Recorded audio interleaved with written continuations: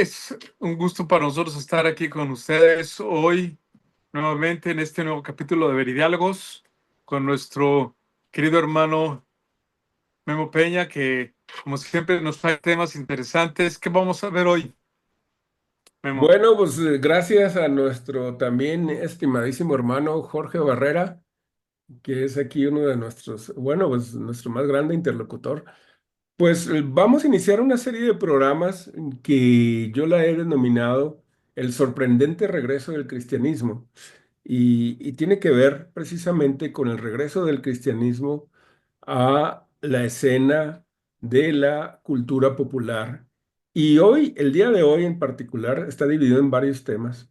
El día de hoy vamos a hablar acerca del ascenso y la caída del nuevo ateísmo, ¿verdad? El nuevo ateísmo es esta corriente cultural, ¿verdad?, que se inició hace algunos años y, y podemos localizar a algunos de sus principales pues exponentes. El más famoso, yo creo, es este señor Richard Dawkins, ¿verdad?, que es un biólogo de origen inglés. Y precisamente también hablando de los fenómenos que están relacionados con el ascenso de este grupo de pensadores. También por otro lado, tenemos a Sam Harris. Por otro lado, también tenemos a Richard Dennett y otros por ahí. Ahorita los vamos a mencionar. Y vamos a empezar con una anécdota que sucedió por allá del 2009 en Londres, ¿verdad? Los, los típicos camiones rojos londinenses empezaron a ser tapizados con carteles, ¿verdad? Que tenían una leyenda que decía, probablemente Dios no exista, deja de preocuparte y disfruta de la vida, ¿sí? Eh, y esa campaña fue idea de una comercial, de una comediante londinense. Su nombre era Ariane Cherin, eh, que por alguna razón se había molestado con anuncios religiosos en lugares públicos que exhibían versículos bíblicos sobre el cielo y el infierno, temas, ¿verdad?, que de alguna manera pues son importantes y relevantes para todos nosotros como creyentes. Y eso la molestó a ella, y empezó esta campaña, ¿verdad? Entonces ella sugirió que así como los cristianos tenían una campaña de anuncios, ¿verdad? Los ateos necesitaban su propia campaña, ¿verdad? Para estar en condiciones de igualdad, ¿verdad? Ya sabemos que la, esta, esta aspiración de la igualdad es algo muy vivo en la cultura secular, ¿verdad? Y obviamente toda esta causa atrajo rápidamente el interés del público. Eh, y uno de ellos, pues obviamente fue Richard Dawkins, ¿verdad? Y inclusive empezaron a donar dinero, recaudaron más de 150,000 libras. Este, y, eh, pero lo curioso del anuncio a mí, si vamos otra vez al eslogan inicial que dice, probablemente Dios no exista, deja de preocuparte y disfruta de la vida, me llama la atención la parte de probablemente, porque deja un espacio para la duda, ¿verdad? Eh, y es curioso que es una campaña que estaba dirigida pues para pues de alguna manera dejar en claro que Dios no existía o no existe, ¿verdad? Este, y respaldada por personas que parecen muy seguras de la inexistencia de cualquier deidad, como es el caso de Richard Dawkins, ¿verdad? El, eh, uno de los más famosos exponentes de esta tendencia. Y, y sin embargo, cuando le preguntaron a la líder de esta campaña por qué había puesto la palabra probablemente, dijo que lo había puesto por razones científicas, debido a que es lógicamente imposible refutar la existencia de Dios. Por lo tanto, era mejor dejar abierta una ventana de posibilidad, ¿verdad? Como para no ofender a los científicos, ¿verdad? Que de alguna manera tienen una posición que cae más dentro del agnosticismo, ¿no? Como diciendo, bueno, pues es que también ellos necesitan estar representados, etcétera, etcétera. Ahora me gustaría saber tu opinión, mi estimado Jorge, acerca de estos eventos y cuál es el impacto que tienen para nosotros como creyentes y nosotros como apologetas o practicantes de la apologética. Sí, bueno, tenemos que hacer un poquito más de historia al respecto de esto que mencionas de los ateos, porque pues es una tendencia que ha estado pasando desde el siglo, desde la Ilustración, ¿no? Desde la Ujú. Ilustración tenemos, digamos que el regreso del ateísmo, o no del regreso al ateísmo, pero digamos que nunca ha habido tanto ateísmo como después de la Ilustración, ¿no? Como que se volvió el hombre se volvió al humanismo y a pensar que el hombre es el centro de todas las cosas. Y entonces empezó a decaer, digamos, que la idea de Dios, al menos entre los filósofos y las élites cultas. Todavía en el siglo, bueno, XIX, por ejemplo, pues empezó a haber más que ateos, había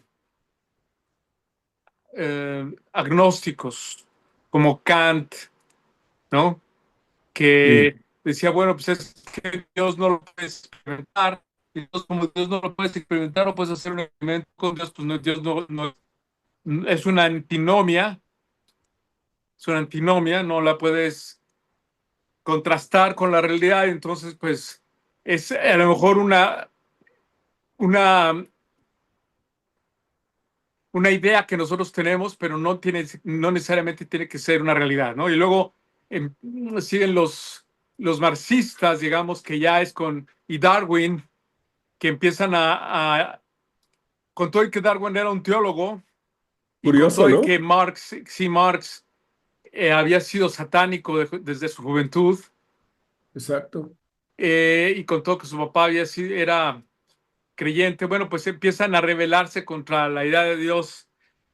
Pero es una rebelión, nuevamente una rebelión, yo pienso que humanista, y una rebelión más psicológica que intelectual, porque ni Marx ni Darwin eran filósofos. Había estudiado teología y se había interesado en la biología, pero no es un biólogo como lo conocemos ahora, porque todavía no existía la biología como la conocemos ahora, ¿no? Estaba apenas en ciernes y estaba observando, digamos, que la naturaleza, ¿no? Pero de ahí se agarra para decir, no, pues es que todo, se ve que todo se evoluciona, cuando que en realidad pues no tenía idea de la genética, no tenía idea realmente de cómo funcionaba la evolución. Nunca, no tenemos todavía idea de cómo funciona la evolución desde el punto de vista genético. No existe esa idea, no existe el mecanismo de la evolución a nivel genético. Pero él no pues, lo vio nada más como, él vio la adaptación y creyó que estaba viendo evolución. Es lo que yo pienso que pasó, ¿verdad? Y Exacto, Marx era un poeta, exacto. no era ni siquiera un filósofo. Entonces, ellos estaban rebelándose contra la idea de Dios, y desde un punto de vista más que nada psicológico, porque se estaban rebelando, digamos, contra su padre. Yo lo pienso así. Y luego, últimamente, tú mencionaste varios, me imagino, bueno, los nuevos ateos. Sí, que ¿Por estuvieron qué? muy de moda en la primera década del año 2000, a mediados, por decir, por allá del 2005. Les llaman los cuatro jinetes, ¿verdad? Daniel Dennett, Sam Harris, Christopher Hitchens y Richard Dawkins, ¿sí? Sí. Y pues no es sino un refrito de muchos otros ateos. Por ejemplo, nos acordamos de los existencialistas, muchos de ellos eran ateos, aunque no todos. No todos los existencialistas eran ateos, pero eran humanistas y tenían esta idea nuevamente de que el centro del universo es el hombre, ¿no? Y esto viene después, sobre todo, de la Segunda Guerra Mundial, donde hay un desencanto, digamos, Ujú. por las instituciones, por Un la pesimismo, filosofía ¿no? Derivado de la tradicional. guerra misma, yo Así es. creo. Y anteriormente había habido un desencanto, pero era más bien basado, por ejemplo, en el caso de los pensadores matemáticos lógicos como Bertrand Russell y como otros, que en realidad más bien para ellos era, pues estaba lejos de su experiencia, ¿no? Entonces, es interesante, digo, podríamos hacer una historia del ateísmo, no estoy preparado para hacerla, pero a lo mejor No, claro que no. podríamos empezar con la última crisis, que efectivamente es a partir de estos cuatro generales que tú mencionas, me parece bien. Sí, no, ya has hecho una muy buena reseña. Aquí lo que llama la atención de estas cuatro personas es su virulencia, ¿verdad? Y podemos poner como un antecedente o una probable causa de esa virulencia, me refiero a esa agresividad, ¿verdad? Porque inclusive el mismo Richard Dawkins y y no sé cuál otro de ellos, empezaron a decir o afirmar que los cristianos no solamente deberían de ser combatidos en la arena intelectual, sino que deberían de ser ridiculizados públicamente, ¿verdad? Entonces, ahí llama la atención, pues, la agresividad de ellos y tratando de trazar el origen de esa agresividad, podemos poner como antecedente pues, los ataques del 11 de septiembre, ¿verdad? En los Estados Unidos, ¿verdad? Mucha gente empezó a afirmar que la religión, ¿verdad? Era la religión, todas las religiones organizadas, ¿verdad? Eran una manera extremista de pensar o de ver el mundo y que era capaz de provocar que o justificar que la gente cometiera pues atrocidades semejantes a las que sucedieron el 11 de septiembre, ¿verdad? Entonces, este tipo de afirmaciones hicieron eco en mucha gente o les dieron impulso, ¿verdad? Y empezó esta campaña, ¿verdad? De denostación y también de propagación de estas ideas que, como tú dices, la mayoría no son nuevas, ¿verdad? La mayoría son refritos o replanteamientos de ideas anteriores, ¿verdad? Y de hecho, por ejemplo, el mismo Richard Dawkins no es un filósofo, no es un teólogo, ¿verdad? Es un biólogo, ¿verdad? Sí, es una persona muy destacada, sí, sí es un hombre brillante, pero no es un especialista en la religión, por así decirlo. Y pero ellos empezaron un ataque muy, muy virulento y digo tuvieron porque ya no la tienen, tuvieron mucha notoriedad, ¿verdad? Eh, Donde quiera que ellos daban una conferencia o presentaban uno de sus libros, pues el lugar se llenaba, ¿verdad?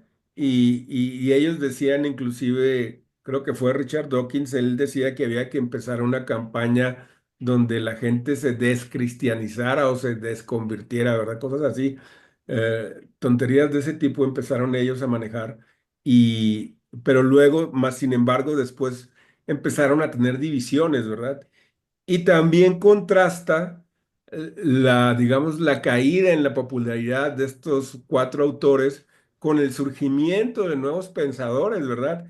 Que levantaron la causa del cristianismo a un nivel popular sin precedentes y el caso más espectacular, ¿verdad? Y decimos espectacular porque inclusive él no se considera un creyente cristiano, ¿verdad? Formalmente, ¿verdad? De que esté él identificado con una religión, pues estamos hablando de Jordan Peterson, ¿verdad? Que es uno de los fenómenos. Ya no podemos decir de él que es un gran autor muy conocido, es un fenómeno cultural, ¿verdad? En Occidente y sobre todo en el mundo de habla inglesa, ¿no? Por Sí, sí, ejemplo, lo primero que notamos aquí es que efectivamente, pues Richard Dawkins es un biólogo evolutivo, pero no es un microbiólogo. La biología, pues, no es una ciencia exacta, no es una ciencia matemática, física, y mucho menos la biología evolutiva. Eh, y Hitchens, pues, era un periodista. Y en realidad, nuevamente, yo pienso, esta es mi versión de los hechos, creo su crítica pues es psicológica más que cosas, sus argumentos realmente se burlan de lo que no conocen ujú. y es muy fácil burlarse de lo que no conocen. Yo creo que todos lo hemos vivido, todos los hemos hecho de alguna manera, no te burlas pues de lo que no conoces, ¿no? porque no te queda otra. Y Sí, mencionabas a Jordan Peterson, y bueno, sí, él es psicólogo y también es psicólogo psicólogo clínico. evolutista, o él también cree en la evolución. Sí, Sin embargo, él reconoce que la filosofía cristiana es la base de la cultura moderna y que es la base de la civilización.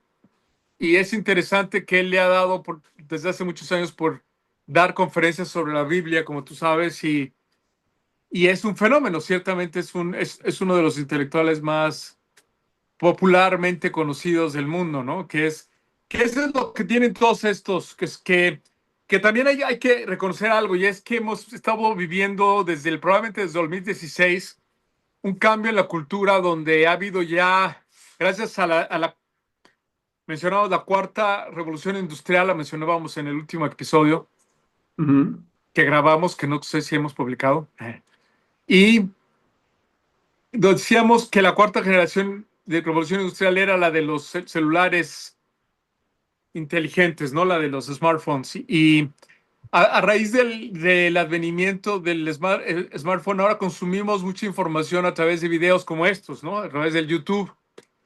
Y ya la gente ha mudado, digamos que su consumo de información, de noticias, a los videos, sobre todo las nuevas generaciones. Y eso permitió que estos intelectuales se hicieran famosos y se hicieran, digamos que del dominio popular, ¿no? Y entonces surgieron otros intelectuales como Jordan Peterson, que es un fenómeno en YouTube. Y a sí, partir porque él empezó a subir, él empieza a subir, creo que en el 2013 o algo así, empieza a sí, sus subir sus clases, ¿no? lecturas, así es, sus lecturas de posgrado, de doctorado en YouTube, sube todas sus clases, y entonces a la gente le empieza a gustar muchísimo. Resulta que después él hace un libro que es de las 12 leyes para vivir, o 12 Rules for Life, y luego hace otras 12 leyes para vivir, y luego escribe otros dos libros interesantes también, eh, pero todo es a raíz de sus lecturas en YouTube, y luego tiene su propio podcast, entrevista a mucha gente, y entonces empieza a hacerse una voz muy potente a nivel mundial y opaca a estos que mencionábamos antes, ¿no? ¿Por qué? Porque es además un hombre brillante. Muy brillante. O sea, Jordan Peterson probablemente tenga un coeficiente intelectual de 150 de IQ. Sí, no, es un hombre muy brillante. A mí me sorprende de él el manejo del lenguaje.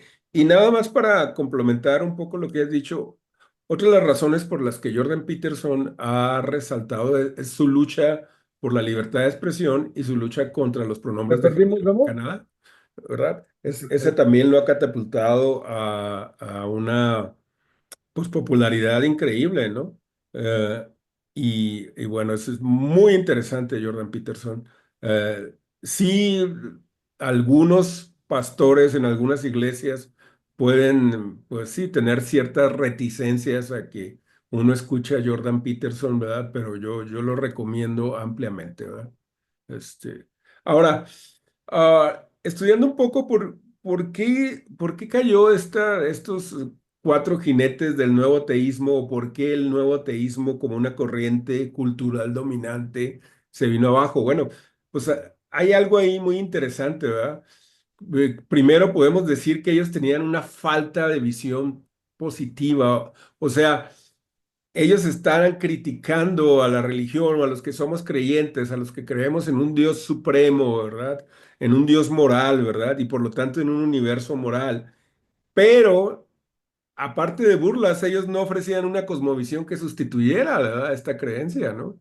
Que es el fundamento de la sociedad moderna, ¿sí? O sea, no tenían nada que ofrecer más que burlas, críticas, palabras agrias.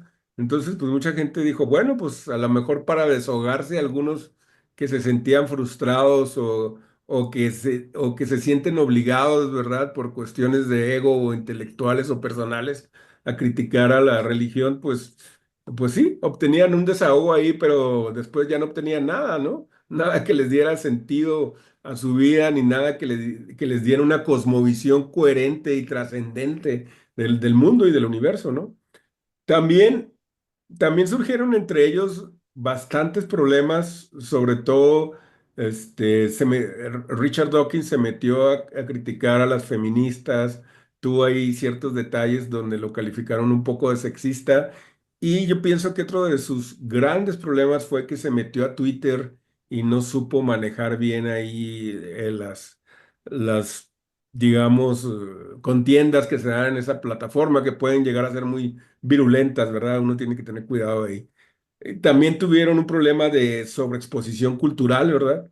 O sea, eh, perdieron su fuerza en un ambiente, como tú dices, esta nueva revolución tecnológica, pues nos ha traído mucha información, pero también ha sobresaturado los medios, ¿no? O sea, hay mucha gente opinando, mucha gente generando contenido, ¿sí? Y, y ya los eslogan confrontacionales como el de ellos, pues son muy comunes, ¿no? Este, uno de los, de las otras personalidades que ha surgido también como un defensor de la cosmovisión cristiana, pues es John Lennox, ¿verdad? John Lennox es otra persona también increíble, tal vez no haya tenido la proyección mediática tan profunda como Jordan Peterson. Más, sin embargo, pues el doctor John Lennon tiene 3 doctorados, es profesor emérito de matemáticas en la Universidad de Oxford, ¿verdad? Y tuvo un debate, ¿verdad? Con Richard Dawkins, ¿verdad? Y le ganó el debate, ¿verdad? Y, y, y no sé si hayan visto, les haya tocado, perdón, ver videos de John Lennox. Es un hombre súper amable, súper dulce, súper tranquilo. Ahí está, míralo. Nada más hay que verle la sonrisa. Es un hombre que, bueno, ese hombre exuda sabiduría, confianza y gozo, ¿verdad? Y él mismo dice que tuvo una niñez bastante conflictiva, ¿verdad? Porque él es nativo de Irlanda, ¿verdad? Entonces, él narra que sus padres tenían una tienda, ¿verdad? Y pues él era obviamente protestante, pero también su papá empleaba a católicos y pues te imaginas eso en esos lugares, pues le pudo haber valido o le valió, creo, no estoy seguro, un bombazo, ¿no? Este, y más allá de la retórica, pues Lennox hizo críticas estratégicas, ¿verdad? Calificando pues los lances de Dawkins de la no inteligencia a la inteligencia como un argumento de credibilidad personal. Y ese es uno de los grandes problemas que tiene ahorita precisamente todas las visiones materialistas del universo, ¿verdad? ¿Cómo vas a explicar tú este gran abismo que hay entre lo inmaterial o lo no orgánico al orgánico, entre lo que no está vivo o lo que está muerto a lo que está vivo, entre lo inconsciente y lo consciente, ¿verdad? Entre el caos y el orden, o sea, eh, la explicación del ateísmo ha sido, bueno, Richard Dawkins en su libro se llama en inglés The God's Delusion. Yo creo que lo podemos traducir como la alucinación de Dios. Y la verdad es ridículo porque él empieza el libro de una manera, digamos, científica, pero él termina concluyendo diciendo que es muy probable que la vida haya sido traída a la Tierra por un alienígena. Y bueno, esa es una teoría que también se llama panspermia, creo. Pero es ridículo porque nomás está trasladando el problema a otra parte, ¿verdad? Bueno, si un alienígena trajo la vida a la Tierra, ¿quién creó al alienígena, pues? Entonces, John Lennox ha hecho ese tipo de críticas muy puntuales y muy devastadoras a los argumentos de Richard Dawkins y pues los ha venido echando abajo, ¿verdad? En muchos foros muy populares y muy vistos como YouTube, ¿no? Eh, no sé qué tú tengas que agregar, mi estimado Jorge. Sí, este señor sí es un científico, un matemático, ¿no? Digamos que es un señorón de por sí, ¿no? Y en su ternura y en su sencillez es la prueba, digamos. Él es cristiano y es al mismo tiempo un gran matemático. Y lo que es interesante es que tú ves a estos nuevos ateos y los comparas en sus vidas, en sus relaciones, en lo que han vivido, en lo que son en el mundo, con estos dos, por ejemplo, John Lennon, hemos hablado de John Lennon y de Jordan Peterson, y tú ves la diferencia abismal en sus propias vidas, ¿no? Jordan Peterson viaja por todo el mundo pero viaja con su esposa, es muy interesante. Ujú. Su hija, por ejemplo, también es youtuber y es muy famosa y está muy bien también, Micaela. Peterson. Y tú los ves que son gente, digamos, esférica, ¿no? Porque la manera como piensas también se refleja en tu vida, esa es la cuestión. Entonces, Ujú. el problema del ateísmo es que como tú hiciste, deja sin esperanza, no provee de una solución para los dilemas morales, para los males endémicos de la humanidad, no provee ninguna solución, es simplemente una crítica porque es muy fácil criticar. Sí, o sea, es una confrontación, pero sin respuestas, sin alternativas, ¿no?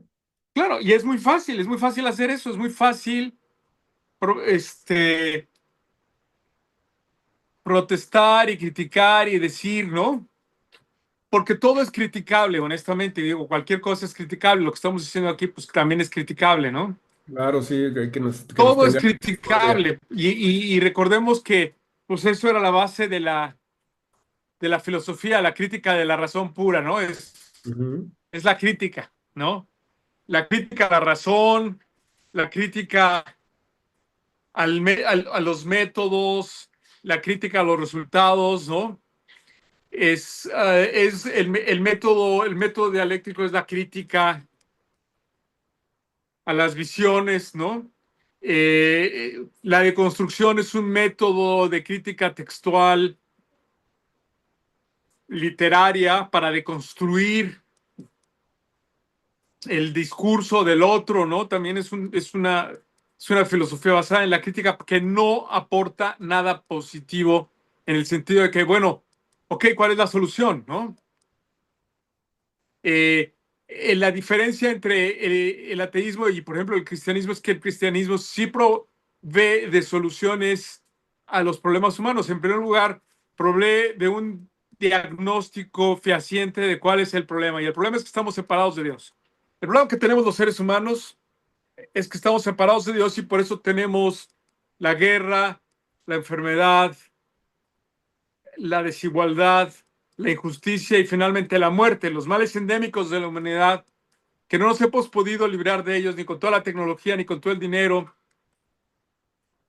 ni con toda la democracia del mundo. Seguimos siendo los mismos bárbaros, ¿no? De siempre. ¿Por qué? Porque el problema está en el corazón del hombre. Estamos separados de Dios y como estamos separados de Dios, nunca vamos a resolver nuestros problemas de fondo.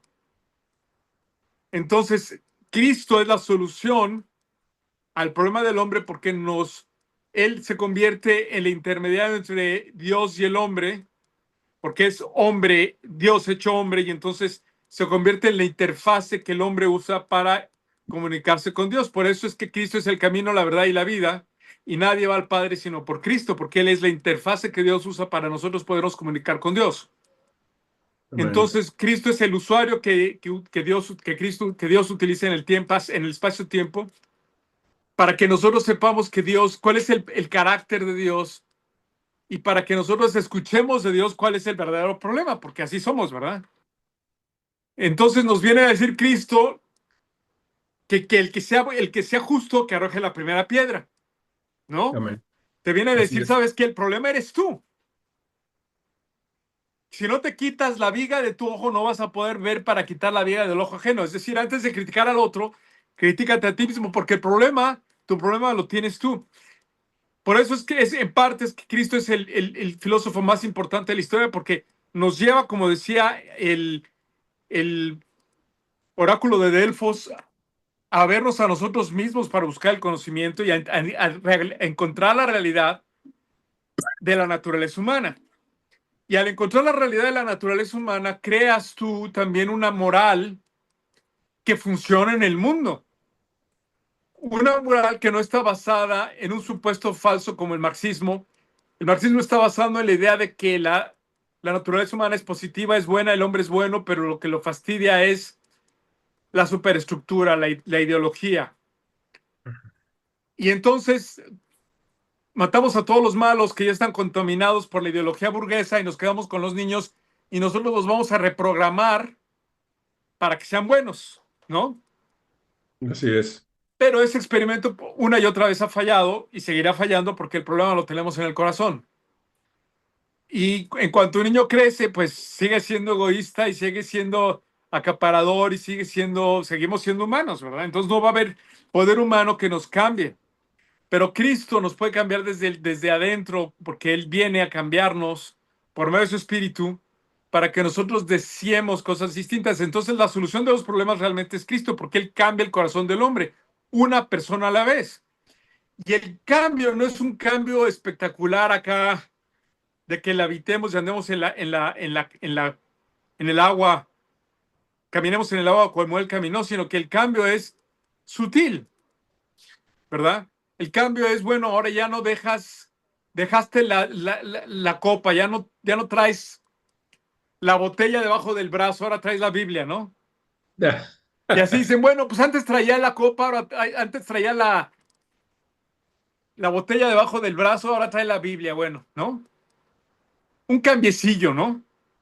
La gente no Pequeño ve la, cambio. la trascendencia de que de pronto tú ves una persona que era un drogadicto, que era una persona que tú dijiste, pues simplemente que estaba perdida como tú y como yo, ¿no? Como andábamos mal, Así es. buscándonos ser ricos, ser famosos, ¿no? De entrepierneros, era un entrepreneur y dejas de ser eso, ¿para qué? Para crear una familia, para concentrarte en amar a una mujer, para buscar lo que Dios manda. Y entonces el cambio es muy sutil, es muy personal. Y así es como se han creado las culturas. Por ejemplo, así fue como se creó la cultura que vino a Estados Unidos. Y así es como se ha estado generando una persona a la vez la cultura cristiana a nivel mundial, ¿no? Ujú. Una Así persona a es. la vez, un intelectual a la vez, un líder a la vez, un, un común y corriente a la vez, ¿no? Una persona común y corriente a la vez, ¿no? Los primeros apóstoles pues eran gente extraordinaria, pues sí, pero el cambio que ellos hicieron fue un cambio primero personal, luego en sus familias empezaron a predicar, pero no fue un cambio radical así político como se esperaba, ¿no? Como quisiéramos tenerlo, ¿no? Vamos a hacer la revolución y cambiar todo mañana, ¿no? Como lo quiere hacer la CIA y como le gusta hacer las cosas a la CIA, ¿no? Ujú. Ahora quiere hacer de Irán, quiere hacer una democracia enviándole bombas, ¿no? Hazme favor. No, no, así no es como funciona, funciona de individuo a individuo y ese es el mensaje del cristianismo. El Sí, mensaje del cristianismo es la transformación del individuo, ni siquiera de las familias o de los grupos, sino de los individuos, uno a uno. eso que acabas de decir es algo esencial y yo pienso que, es algo que está en el corazón de la cosmovisión cristiana. La transformación personal profunda, ¿verdad? A través de la obra redentora de nuestro Señor Jesucristo y de la agencia del Espíritu Santo en nosotros, como catalizador, ¿verdad? También de un cambio colectivo, ¿verdad? O sea, los cambios que nosotros queremos ver en, por ejemplo, en nuestro país, en este caso México, o, o los cambios que se veían, como tú dices, cuando se fundaron los Estados Unidos, ¿verdad? Por las comunidades de los primeros creyentes que llegaron ahí. Pues no, no van a suceder, ¿verdad? Si no hay primero un cambio personal, si tú no aceptas a Cristo, ¿verdad? Si no hay una transformación. Y esa transformación no viene de una interacción con una ideología o con una doctrina, ¿verdad? Como el marxismo o que seas reeducado, ¿verdad? Como lo que intentó Mao con su patética revolución cultural, ¿verdad? Y todas esas cosas que fueron terribles, sino viene de una obra sobrenatural, de un Dios, ¿verdad? Que está interesado en salvar a una humanidad caída, ¿verdad? A una humanidad que se ha desviado de un propósito, ¿sí? Y cuyo desvío, ¿verdad? Ha afectado al universo entero, ¿no? O sea, entonces, eh, el nuevo ateísmo no pudo ofrecer nada de eso, ¿sí? Y esa necesidad sigue en el corazón del hombre. Por eso el cristianismo está regresando, pero no está regresando así como cuando el emperador Constantino, ¿verdad?, lo impuso, ¿verdad?, como religión de Estado, sino está regresando por distintos canales, ¿verdad?, por distintos vasos comunicantes que a veces uno dice, no, ¿cómo que está regresando si la gente ya no va a las iglesias? Pues sí, la gente ya no va a las iglesias, pero mucha gente está buscando a Dios de otras maneras. Y la gente no va a las iglesias en los Estados Unidos de Europa, ¿verdad? Pero en otros países como México, como África, como Asia, como Rusia, como misma China, la gente sí va a las iglesias y se están generando nuevas iglesias y se están generando nuevas formas, ¿verdad? De congregarse, ¿verdad? Y de asociarse para alabar a Dios y buscar a Dios. O sea, Dios sigue avanzando, ¿sí? Él no se ha parado, ¿verdad? Estos movimientos no le han hecho ni cosquillas, ¿sí? Claro, porque en la transformación del individuo requiere al individuo. Es decir, no viene de arriba, o sea, no viene del poder político ni del poder social, que es como les gustaría a estos intelectuales que vinieran, ¿no? Por medio de su discurso, que ellos encontraran la palabra de poder, Sí, ¿no? claro, pues es que su ego está ahí muy, muy en juego, ¿no? Ellos son los Claro, que la autónomos. palabra de poder que transforme al mundo, su palabra de poder, ¿no? Que era Ujú. lo que yo buscaba cuando era escritor, que en la palabra de poder que transforme al otro, ¿no? Que le dé una transformación, no. La palabra es la Biblia y es la palabra de Dios la que transforma y transforma al individuo y entonces el individuo se convierte en un agente de cambio en donde está y genera una cultura. Y sí, nosotros vivimos ya en una cultura cristiana donde ya ha habido muchísimos cambios, muchísimas reformas, muchísimos avances y la gente piensa que ha sido por los avances tecnológicos y los avances políticos. Y en parte ha sido por los avances tecnológicos y políticos, sí ha sido por los avances tecnológicos, pero no sin la ayuda del cristianismo, porque, por ejemplo, hay quien, Jordan Peterson mismo dice que la toalla sanitaria de las mujeres, pues los liberó, ¿no? Y Ujú. sí, la toalla sanitaria de las mujeres fue una gran liberación, definitivamente, porque antes las mujeres no eran tan libres de ir a todos lados, ¿no? Era un problema. Claro. Estamos hablando de los 40, de los 50, ¿no? Pero no se ha dado, la toalla sanitaria es universal y la liberación femenina no es universal. O sea, todavía existen muchísimas mujeres aprisionadas, por ejemplo, en el mundo musulmán, donde son ciudadanos de segunda categoría, donde no tienen derechos.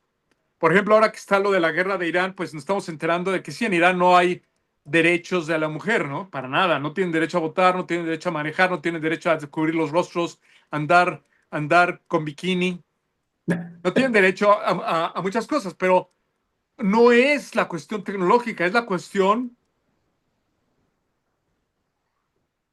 mental y de transformación. Y luego se vuelve una cultura y entonces ya la gente vive en una cultura judeo-cristiana, donde hay igualdad entre el hombre y la mujer, donde no hay esclavitud, donde existe el respeto a la propiedad privada, que es uno de los mandamientos de los 10, es dos de los 10 mandamientos, porque el primer mandamiento dice, uno de los mandamientos, creo que el quinto dice, no desearás a la mujer de tu prójimo, ni al burro de tu prójimo, ni a nada de tu prójimo. ¿Por qué?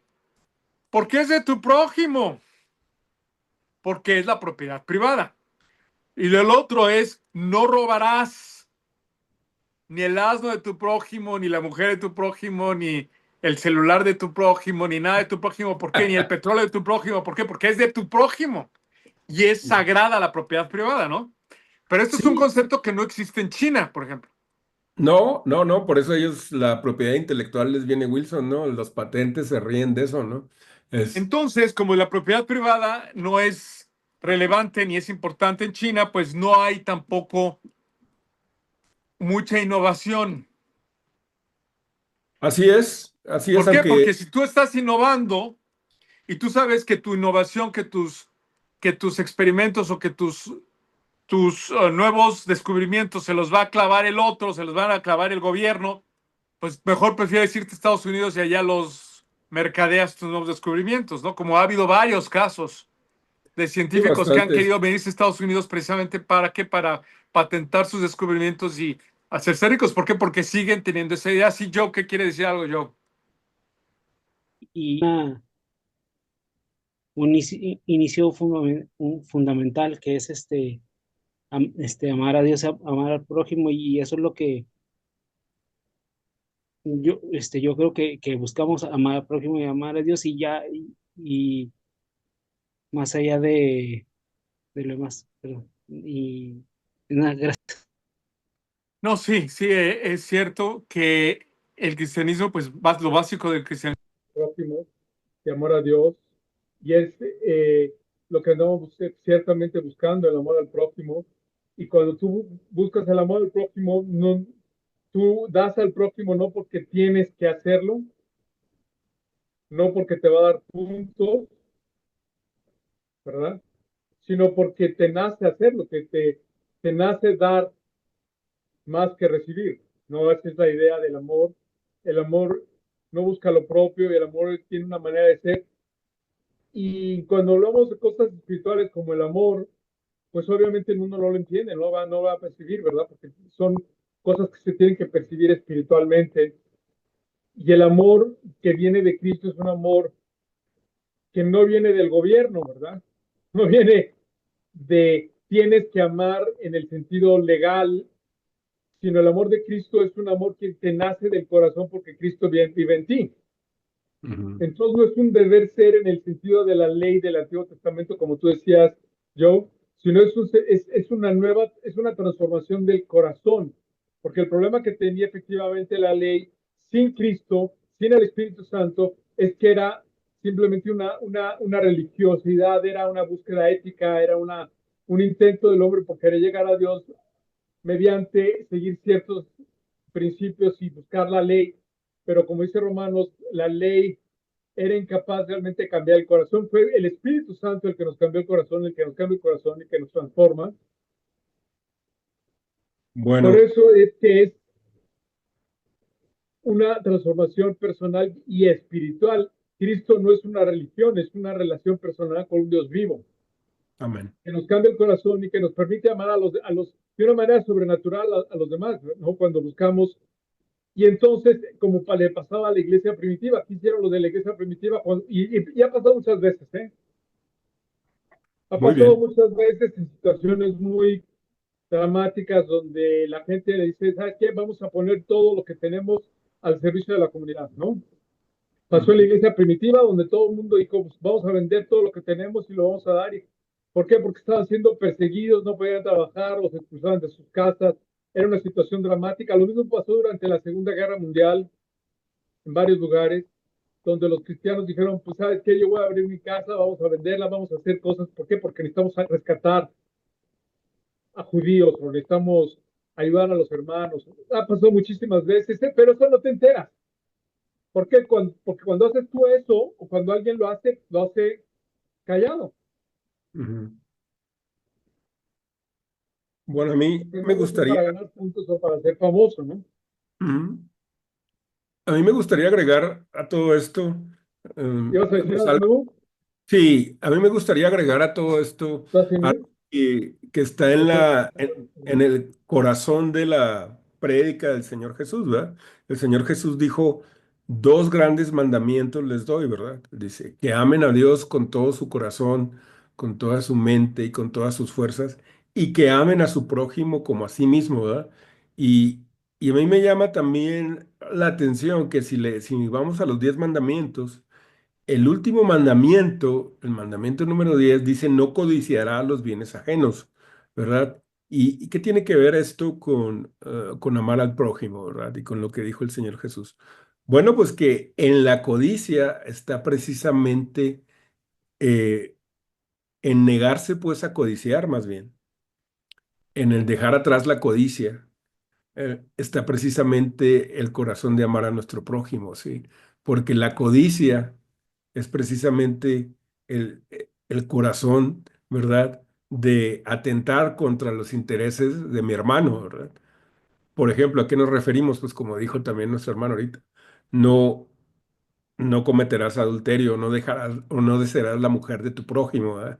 ¿Qué está pasando ahí? Antes de desear la mujer de tu prójimo, tú empiezas a codiciarla, ¿verdad? O al mismo tiempo. ¿Qué es codiciar? Bueno, que estás deseando algo que de cierta manera, ¿verdad? Ese deseo te posee, ¿verdad? Y llega a ocupar un lugar que no debería ocupar en tu vida, ¿verdad? En tu vida emocional y en tu vida espiritual.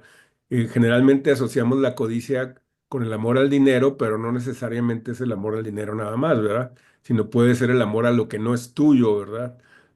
Y es ahí donde estamos agrediendo a nuestro prójimo, ¿no? También codiciar, ¿verdad? Es una forma de codicia el ser famoso o el elevarse, ¿verdad? Por encima de los demás, ¿verdad? O a costa de los demás, ¿sí? Eso también es codicia, ¿sí?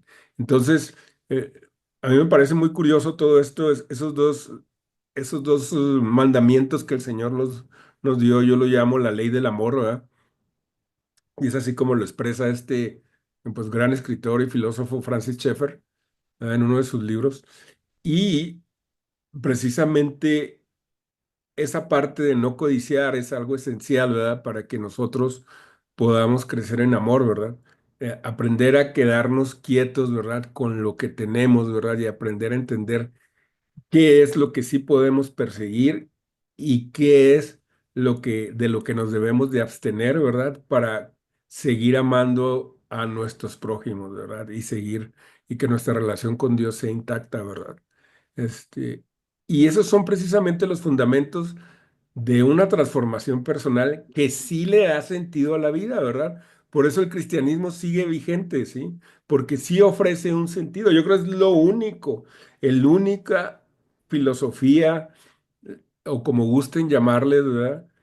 Que provee un sentido práctico y fácil de alcanzar, ¿verdad? En el sentido intelectual, no tienes que ser un genio para entender las palabras del Señor, ¿verdad? No tienes que estudiarte todos los libros de Carlos Marx y de no sé qué más y materialismo dialéctico y no sé qué para entender, ¿verdad? Las verdades que el Señor nos transmite y, y esta transformación interna sí puede cambiar la vida de una nación y de una comunidad, ¿verdad? Pero radicalmente. Bueno, no sé si Jorge quiera cerrar con algo o alguien más la sesión de hoy. No, Sí, en realidad, tal vez lo que estaba pensando es, como cristianos todavía nos falta mucho Vamos. para, como veíamos el domingo en la predicación de la mañana, como es un proceso de cambio, de transformación, y el último escalón es lo que mencionaba yo, que es el escalón del amor, ¿no? Ujú. Añadir a la fe, al conocimiento, no, a la fe conocimiento, al conocimiento, ¿qué es? En la segunda de Pedro, del 1 al 2, es, dice, a la fe conocimiento, déjame ver, es en segunda de Pedro, del al 1 al 5, conocimiento, virtud, al conocimiento, virtud,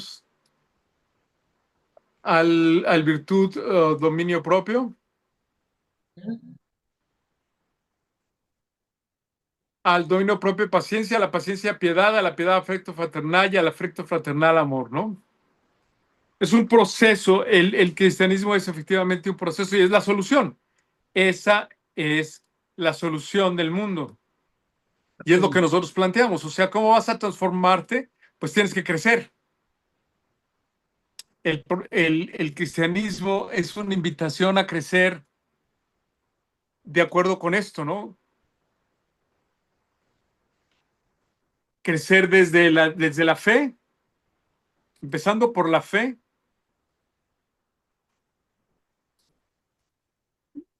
luego la virtud, el conocimiento,